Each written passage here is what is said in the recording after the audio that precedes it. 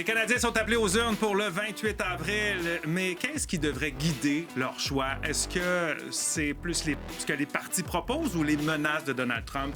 Avec Victor Enriquez, Jacinthe Varel, Valérie Beaudoin et notre nouveau débatteur, Alain Reyes, c'est parti.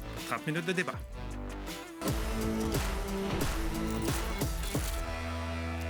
Oui, c'est un visage bien connu dans le monde politique, que ce soit sur la scène municipale ou fédérale. Scène fédérale, d'ailleurs, qui a décidé de quitter en ce début de campagne électorale pour venir commenter l'actualité. Bonsoir, Alain. Salut. Bonsoir. Bon débat. Je tiens à te souligner, que c'est ton premier débat au débatteur. Tu vas voir, ça va bien se passer. Tu es avec Oui, ils sont gentils. de très bons débatteurs. Ouais. C'est pas mal plus facile qu'au Parlement canadien. Ah, mais attends, des fois, c'est assez difficile, tu vas voir. Les campagnes électorales, on va en parler. C'est l'occasion de parler de plein d'enjeux de société qui nous préoccupent. Lors des premières élections fédérales, il y a 4 ans, les dernières, en fait, on était en pleine pandémie, rappelez-vous. Ce qui intéressait le plus les électeurs, c'est l'aide offerte aux gens qui avaient perdu leur emploi en raison des mesures sanitaires, la gestion du système de santé également et la relance de notre économie. Cette année, il sera encore question du coût de la vie, de l'environnement, de l'immigration et de la défense nationale, mais avec les tensions tarifaires là, entre le Canada et les États-Unis, ces enjeux pourraient être éclipsés par la souveraineté même du Canada qui est remis en cause par un certain Donald Trump. What I'd like to see, Canada become our 51st state. I think they have to become the 51st state. Canada was meant to be the 51st state. Faire du Canada le 51e État, c'est l'obsession de Donald Trump depuis qu'il est de retour à la Maison-Blanche. Pour faire plier le gouvernement canadien, le président menace toujours d'imposer des tarifs douaniers de 25 % sur toutes les importations canadiennes. On se voit forcé d'imposer des droits de douane de 25 % sur 155 milliards de dollars américains de marchandises. Le Canada a rapidement mis en place un plan de riposte, une approche saluée par la plupart des provinces. We will apply maximum pressure to maximize our leverage. Mais dénoncée par l'Alberta qui préférerait que le Canada renégocie un accord de libre-échange avec les États-Unis. What we really need to see is an election to have somebody at the table for the next 4 years. Avant le déclenchement de la campagne électorale, le chef libéral Mark Carney s'est engagé à maintenir les contre-tarifs instaurés par son prédécesseur. Nous sommes prêts d'avoir des discussions avec les Américains dans un sens compréhensif afin de relancer notre partenariat économique. Le chef conservateur souhaite pour sa part renforcer l'économie canadienne pour la rendre indépendante de l'économie américaine. On peut changer les choses pour reprendre le contrôle, favoriser le libre-échange entre provinces, exploiter nos ressources naturelles. Les 4 chefs sont toutefois unanimes. La menace Trump est bien réelle et elle ne doit pas être prise à la légère. Qui joue avec notre économie et qui crée des chaos. Mais je pense qu'on devra toujours rappeler aux Québécois et aux Canadiens qu'on n'a pas à se laisser intimider. Notre question ce soir, est-ce que le conflit avec les Américains doit être l'enjeu principal de la campagne électorale? Premier tour de table, Victor. Tout à fait. On vit la plus grande crise commerciale de notre histoire récente. Ne pas le considérer comme l'enjeu central à ce moment-ci serait irresponsable, selon moi. Jacinthe. Non, il ne faut pas instrumentaliser ce conflit-là. Ça va nous détourner des vrais enjeux et complètement nous faire passer à côté de nos missions essentielles au Canada. De nos priorités comme Canadiens. Valérie, qu'est-ce que tu en penses? Première fois que je suis d'accord avec Jacinthe, je pense. Alors non, je suis tout à fait d'accord avec elle. Il ne faut pas que ça soit l'enjeu principal. L'enjeu, oui, dans notre rétroviseur, c'est toujours là, mais quand les tarifs se seront terminés, on va sortir de la montagne russe. Là, on va avoir d'autres enjeux ici à gérer au Canada. Alain. Totalement d'accord. Ça va être l'enjeu. Puis je peux vous confirmer que sur le terrain, les citoyens sont préoccupés, sont anxieux. C'est pas juste les tarifs, parce que ça, c'était le début. Je pense que lorsqu'il a touché à la souveraineté, pas de l'avoir dit à la blague, mais de l'avoir répété à toutes les fois, ça a touché l'essence même de chaque citoyen et citoyenne. Puis on le voit même au Québec, même des souverainistes sont préoccupés présentement puis veulent travailler avec tout l'ensemble des provinces canadiennes. Notre question est sur Nouveau.info depuis 17 h. On regarde tout de suite ce que les internautes en pensent en ce début d'émission. Eh bien, 37 % des internautes pensent que oui, le conflit avec les Américains doit être l'enjeu principal de la campagne, alors que 63 % pensent que non. Alors, quand vous êtes prêts, vous allez répondre à la question en balayant le code QR qui va apparaître ou en allant sur nouveau.info. N'oubliez pas de commenter également. On veut vous lire, comprendre un peu votre point de vue. Alain, première fois au débatteur, ce que tu as devant toi, ça s'appelle un interrupteur. Tu peux t'en servir une fois pendant le débat, comme tous les autres débatteurs. Ça permet, en fait, tu peux t'en servir pour aller au bout d'un argument. Ça te donne une quinzaine de secondes à peu près, top chrono. Alors, tu ne te gênes pas, vous ne vous gênez pas non plus pour vous en servir pendant ce débat, mais pendant tous les débats, surtout pendant cette campagne électorale-là. Je pense qu'on va avoir plein de choses intéressantes. Alain, tiens, je vais commencer avec toi ce soir. Les deux chefs... Tant du côté libéral que conservateur, les chefs ont parlé tout de suite en début de campagne, dans les premières heures, de la relation avec les États-Unis, dans leur discours, en fait, de lancement de campagne. Ça en dit long quand même sur l'importance de cet enjeu-là. Oui, tout à fait. Puis on dirait que chacun veut définir l'autre. Puis Pierre Poilievre, avec sa proximité au niveau de sa façon de faire la politique, son discours qui est beaucoup plus populiste, c'est les propres premiers ministres des provinces. Je pense à la première ministre de l'Alberta qui a dit lors d'une entrevue il faut que Donald Trump nous laisse tranquille pour donner une chance à Pierre Poilievre de devenir premier ministre. Là, je dis ça dans mes mots, mais ça voulait grosso modo dire ça. Et en même temps, un Doug Ford qui est un chef conservateur, premier ministre d'une province de l'Ontario, qui ne veut pas se coller sur Pierre Poilievre. Et de l'autre côté, on a quelqu'un qui vient du milieu économique, qui était gouverneur de la Banque du Canada, d'Angleterre, qui amène un discours plus posé. Je pense que ça donne la couleur de notre campagne qui s'en vient. Ça donne une idée des choix, parce que, on dirait qu'on se dirige visiblement vers une course à deux. En tout cas, quand on regarde les intentions de vote, c'est assez clair pour le moment. Il n'y a rien d'autre qui se dégage de ça qu'une course à deux, là. Non, tout à fait. On cherche à élire un gouvernement. Puis je pense qu'on va entendre le message du gouvernement majoritaire très, très souvent dans cette campagne. Mais il y a un élément, c'est que, comme tu le disais, Alain, au début, on entendait parler de tarifs. Là, littéralement, on a un président aux États-Unis à qui il reste encore 3 ans et 10 mois à peu près, qui a décidé d'attaquer le Canada et de l'affaiblir. C'est une réalité. Il a décidé de parler de la souveraineté canadienne, mais les tarifs parlent d'affaiblir l'économie canadienne. C'est pas moi qui l'invente. Et là, à partir de là, le prochain gouvernement qui est là pour 4 ans, il va avoir 98% de son mandat qui va être occupé par cet homme-là à qui on ne peut pas faire confiance. C'est l'homme qui a signé le dernier accord de libre-échange en 2021 et qui dit que c'est le pire accord qu'ils aient jamais signé. Je veux dire, le gars, il n'y a même pas de mémoire. Alors, on a beau se dire que s'il y a d'autres choses, mais je m'excuse. Tu disais tantôt, Valérie, après, mais la réalité, c'est qu'après, c'est probablement dans 4 ans. On est en train, dans cette campagne-là, il faut choisir l'équipe de négociation. Oui, c'est un peu ça. Est-ce que vous êtes d'accord avec ça?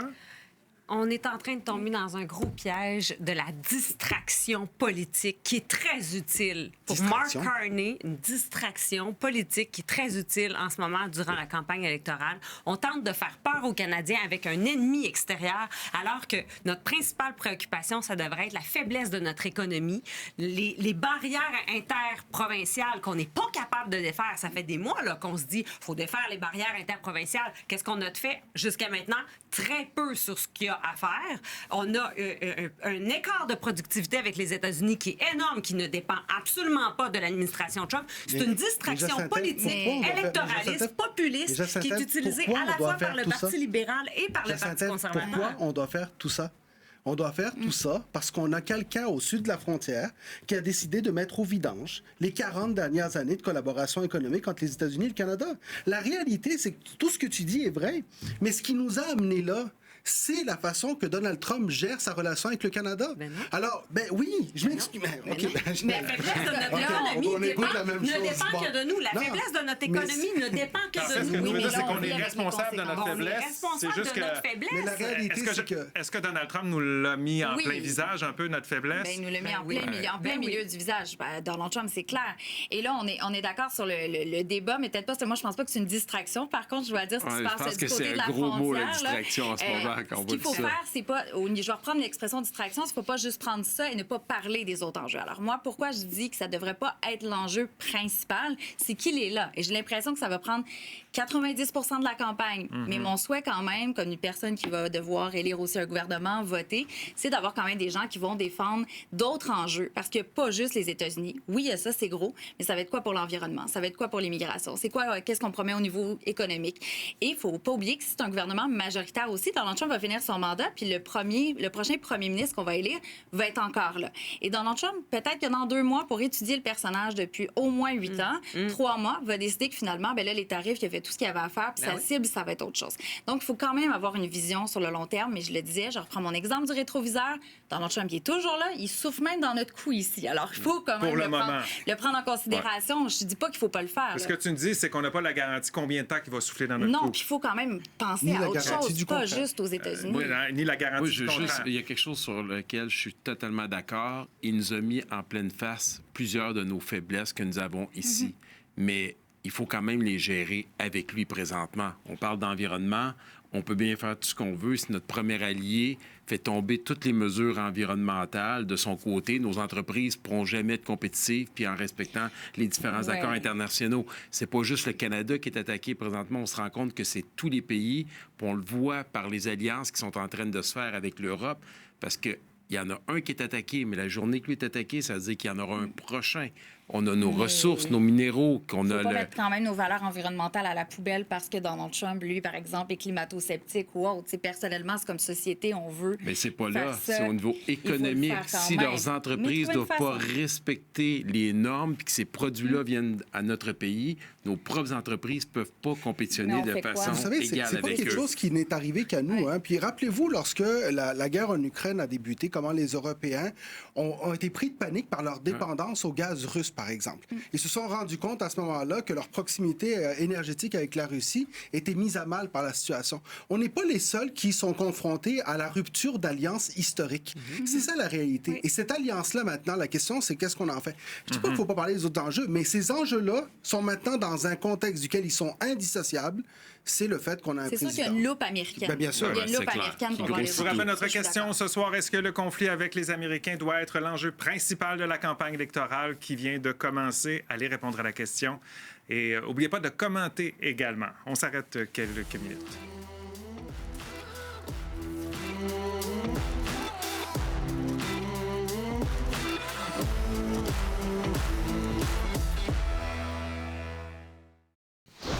On est de retour au débatteur. Est-ce que le conflit avec les Américains doit être l'enjeu principal de la campagne électorale? Ben, vous avez jusqu'à la fin de l'émission pour voter, également commenter. On veut vous lire en fin d'émission. Vous balayez le code QR qui vient d'apparaître, bien sûr. Vous savez comment ça fonctionne.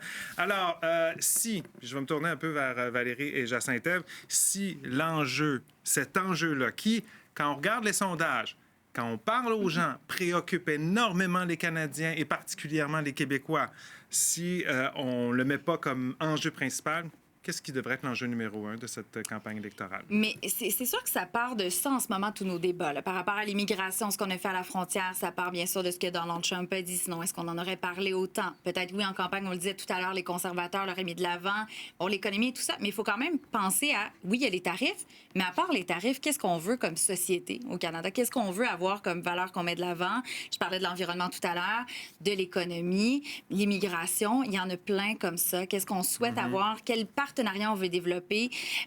Alors, pour moi, c'est important. Il faut juste pas que ça soit... C'est tellement gros quand Trump parle. C'est tellement... On l'entendait 51e État. Ça nous étourdit. Il ne faut pas oublier qu'il y a autre chose que Donald Trump. Les États-Unis, puis c'est la fille qui gagne sa vie. Qui gagne sa vie avec les États-Unis qui dit ça. Donc, il y a autre chose. C'est ça que tu es en train de nous dire. Jacinthe-Ève. Oui, bien, il y a l'économie, mais il y a toutes sortes d'enjeux, notamment les transferts aux provinces en santé, par exemple, qui est un gros enjeu et qu'il va falloir discuter comment les candidats au poste de premier ministre voient les enjeux de transfert en santé aux provinces, les enjeux d'itinérance, les enjeux de crise de logement, les enjeux dans les grandes villes, les grands centres sont pris au niveau municipal avec des enjeux qui disent qu'ils ont besoin d'aide du provincial, du fédéral. Donc, toute la construction de notre économie aussi. C'est comme si Donald Trump, depuis qu'il est rentré au pouvoir, nous a fait oublier là, tout ce qu'on voulait régler à l'automne. C'est un peu ça, non? C'est qu'il a mis le feu à la maison. Alors, je comprends que tu veux reconstruire, mais tant qu'il y a le feu, à un moment donné, il faut que tu ailles par priorité. Il faut d'abord éteindre le feu. Puis là, il y a une situation, c'est que tu parlais des différences, des dossiers qui nous préoccupent. C'est vrai qu'il y a plein de dossiers qui nous préoccupent, mais parlons de sécurité, par exemple. Est-ce qu'on parlerait vraiment de la sécurité de l'Arctique si on n'avait pas nos voisins qui nous abandonnent? Est-ce qu'on parlerait de la sécurité des frontières à ce point-là si nos voisins ne nous avaient pas abandonnés? Est-ce que la vision de l'immigration sera la même, sachant la situation sur laquelle on vit? La sécurité de l'Arctique, là, il était temps qu'on en parle, puis une chance qu'on en parle, parce que les Chinois et les Russes établissent Les Chinois revendiquent le passage dans l'Arctique, revendiquent des droits dans l'Arctique. Les Russes bâtissent et rénovent des bases militaires dans l'Arctique. On a des enjeux majeurs dont on ne parlait pas. Alors oui, c'est fondamental qu'on en parle. Le fait que Donald Trump nous menace... Donc, tout ça à cause de Donald Trump, finalement. Donc, qui est vraiment important. Ben non, mais... Tu viens de dire qu'on n'en parlait pas. Tu viens de dire qu'on n'en parlait pas. Et on en parle parce que Donald Trump nous a mis le nez dans nos faiblesses, nous a mis le nez dans le fait qu'on ne peut plus compter sur notre voisin. En réalité, on est comme dans un mariage... Mais le besoin de défendre notre souveraineté dans l'Arctique existe. Donald Trump soit présent ou pas, mais ça existe. Mais Donald Trump, je comprends ton exemple de Donald Trump a mis le feu. Et ça part de là. Mais là, l'élection, on est là jour 2 de l'élection. Alors, il y a Donald Trump qui est là. Voici tout ce qui s'est passé, mais voici tout ce qu'on peut faire pour le futur. Je joue encore sur le temps de verbe. Est-ce qu'on devrait juste parler, juste avoir une loupe américaine puis pas voir le reste? C'est ça le danger, je trouve. Est-ce que ça devrait être l'enjeu principal de la campagne? On n'a pas dit que c'est le seul enjeu. Non, mais ça commence à être pas mal ça. L'enjeu principal, que ça ne sera pas un épisode de l'histoire. Qui vous dit qu'on se dirige? Non, qui vous dit qu'on se dirige vers... En ce moment, ce qu'on vit, c'est qu'on a basé notre histoire sur un mariage, qui est le mariage canado-américain. Là, on a notre femme nous quitte. Il y a un divorce. Là, il y a un divorce. L'économie est mise à mal, puis il faut qu'on se reconstruise. Mais la réalité, c'est que ça provient du divorce. Terminé. Non, tu dis non, il n'y a pas de divorce. C'est une chicane. Okay. C'est une chicane. C'est une chicane, mais qui rend... Mais non, mais vous êtes en train d'abdiquer. Ça, c'est un monde de licorne. Alors, on est dans le même camp, mais je dois quand même répliquer. Parce que, oui, on est dans un divorce. À la limite, on va faire chambre à part, OK? Est-ce qu'on va se réconcilier éventuellement? C'est possible, mais là, il faut vivre avec nos difficultés. Il faut aller en thérapie, justement, tous ensemble pour trouver une solution. Alors... Terminé. Donc, le couple est en crise. Ça, c'est clair. C'est peut-être pas la fin de la relation. Mais moi, je voudrais juste dire quelque chose. C'est pas vrai qu'on ne parle que de ça. On a passé la première journée à parler de baisse d'impôts. Demain, il va y avoir une autre thématique. Là, on a parlé un peu du débat du face-à-face. Il va y avoir d'autres enjeux. Mais ultimement, on veut savoir qui est le mieux placé pour tenir tête à Donald Trump lorsque viendra le temps de négocier un nouvel accord de libre-échange, voir si on met plus de tarifs, moins de tarifs, quelle est notre façon de se comporter face aux Américains. Puis ça, on ne peut pas faire abstraction de ça avec notre premier allié. La façon de se comporter aujourd'hui ne sera plus jamais la même comme c'était auparavant. Non, c'est sûr, mais même les baisses d'impôts, tantôt, Alain, tu as quand même donné un exemple de Donald Trump en parlant des baisses d'impôts. Oui, tout à fait. Alors, tu sais, il revient quand même dans le débat, même, c'est comme s'il était toujours là au-dessus. Il y a eu la pandémie, on a tout comparé avec pendant la pandémie. Bien, c'est ça, on est un peu en train de faire. Ben oui, j'ai l'impression que. Oui, c'est correct, ça fait payer mon hypothèque. Alors, je suis très contente qu'on parle de Donald Trump, je peux le faire, mais il faut quand même falloir. Je veux qu'on parle d'environnement, je veux qu'on parle de la défense. C'est important aussi de voir qu'est-ce qu'on peut faire. Tant mieux s'il nous a donné. Je reprends Jean Charest en expression le coup de pied au derrière. Revenons à monsieur, madame, tout le monde. Les gens qui nous écoutent en ce moment, les gens sont dans des usines où est-ce qu'ils entendent parler de coupures, où est-ce qu'ils entendent parler d'inquiétude, entendent parler de récession. Ces gens-là sont... Et tous ces mots-là, en passant, demain, on a un budget du Québec qui va être déposé. Et qu'est-ce qu'on va nous dire? On a un risque de récession pour une seule et unique raison. C'est que notre voisin américain nous a fait dans la pelle. Excusez-moi de le dire comme ça. Nous, ultimement, on s'est fait trahir. Mais c'est tout notre contexte économique. Alors, tout ce que tu dis, c'est important. Mais la réalité, c'est que si on veut retrouver un équilibre, il faut gérer l'enjeu principal. Parce que sinon, les enjeux secondaires... parce que demain... Alain, c'est un plaisir de j'ai 15 secondes. En ce moment-là, on est dans un corridor où on a un président américain qui est en train de revoir tout notre modèle économique. Notre système de libre-échange qui a été mis en place il y a des années de ça, des décennies, en ce moment est en train de combattre un protectionnisme qui est en train de s'installer par la plus grosse économie mondiale. Si on ne s'attaque pas à ça, puis on ne se positionne pas, on est dans le trouble comme pays du G7. Il vient de changer nos priorités Tout à fait. assez clairement. OK. On va aller à un premier commentaire avant d'aller à la pause. Celui d'Éric qui nous dit « Le conflit ne doit pas être ignoré, mais il ne peut pas être l'enjeu principal. Idéalement, un consensus non partisan devrait être émerger, en fait, sur notre approche. En cas de gouvernement minoritaire, ce consensus deviendrait encore plus crucial. » Tel commentaire d'Éric. On s'arrête quelques minutes, le temps d'une pause. Au retour, d'autres commentaires, puis on verra si vous avez fait bouger l'aiguille ce soir.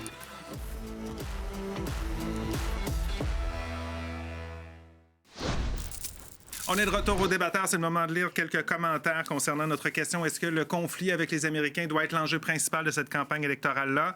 Il y a Marie qui nous dit, on va commencer avec le commentaire de Marie, elle nous dit, non, il y a le coût de la vie, l'immigration, la dette faramineuse. On devrait se concentrer sur ce qui se passe chez nous. Stéphanie dit pas du tout. L'enjeu principal est le pouvoir d'achat perdu par la population canadienne. Et il y a François qui dit, je pense que oui, ça nous impacte énormément et ça m'inquiète. Et on le constate, ça inquiète énormément de gens. Est-ce que les tarifs, les menaces de Donald Trump, vous pensez que ça va amener les gens, les Canadiens, à s'intéresser peut-être davantage à la politique et à la campagne électorale, entre autres? Je l'espère. Ouais. Excuse-moi. Non, vas-y, vas-y. Non, mais j'allais... Allez-y, un après l'autre. Non, mais je voulais juste dire, je l'espère. Je trouve toujours, tant mieux si c'est plate que ce soit ce moyen-là, mais tant mieux si les gens sont intéressés puis s'informent sur les plans des partis politiques. Là, ça, je dis, ça peut être le côté positif de tout ça. Oui, je pense que les gens vont s'intéresser particulièrement à cause de ce qui se passe.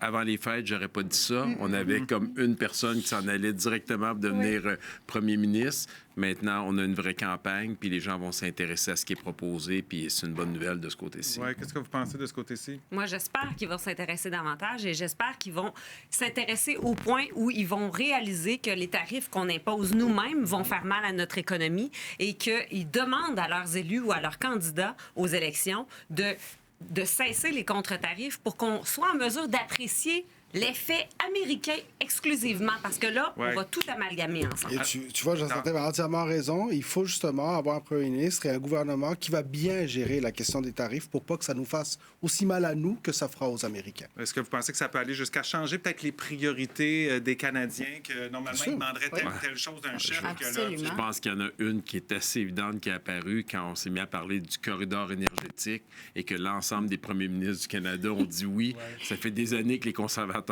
poussent cette idée. Puis là, tout d'un coup, on se rend compte qu'on est un peu hypocrite. On disait non, on veut pas de pétrole, mais on en consomme encore autant qu'il y a 10 ans, mais on prend celui des autres. Bon, c'est le moment. Je pense que j'ai un petit problème de micro ce soir. Je suis désolé. Là, je pense que vous m'entendez. C'est le moment de voir ce que vous pensez. En fait, comment vous vous situez. Là, ça, c'était en début d'émission. 37 % des gens répondaient oui. 63 % des gens répondaient non à notre question. On termine ça comment? Bien, ça a bougé. 40 % donc des gens pensent que oui, le conflit avec les Américains doit être l'enjeu principal, alors que 60 % pensent que non. Je sais qu'on ne parlera pas que de ça pendant... OK, le micro me fait des petits... OK, hey, passez une excellente nuit. On se retrouve demain. Bye-bye avec un autre débat.